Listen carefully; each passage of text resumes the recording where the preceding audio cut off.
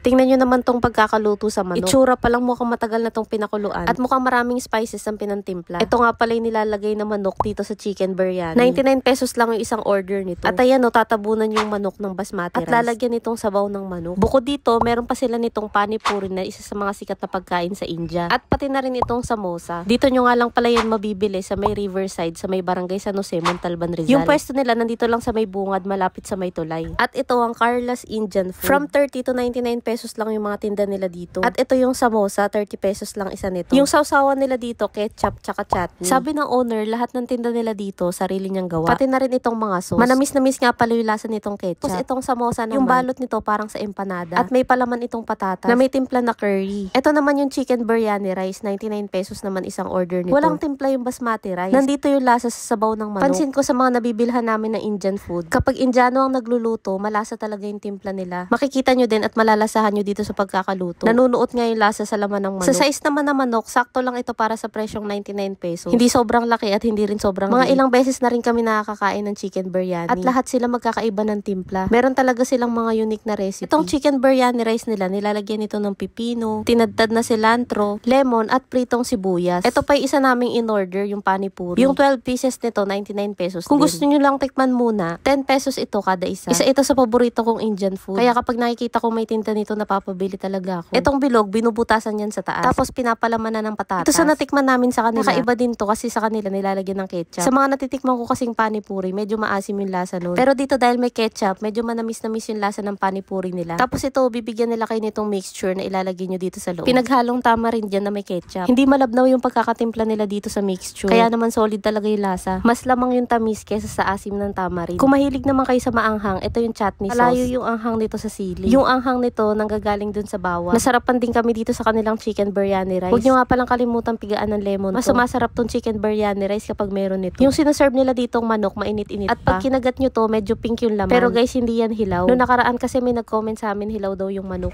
Pero hindi po yan hilaw. Kumulay lang yung mga pampalasa sa loob. Tingnan nyo naman sa sobrang luto ng manok, humihiwalay na yung laman sa buto. Sobrang linamnam nga nitong chicken, lalo na yung sabaw na nilalagay dito sa basmati rice. Yung sabaw nga yung nagbibigay ng lasa sa kanin. Kung nabitin ka naman dito sa isang order ng kanin, meron silang extra rice. Kaso wala tong sabaw kaya mas maganda. Una pa lang ihalo nyo na agad kung sa tingin nyo bitin sa inyo yung kanin. Na-enjoy nga namin tong food trip namin kasi halos 300 pesos lang yung nagastos namin dito. Kaya naman kung nagkikrave kayo ng Indian food, punta na rin kayo dito sa may Riverside at hanapin nyo yung pwesto ng Carla's Indian Food.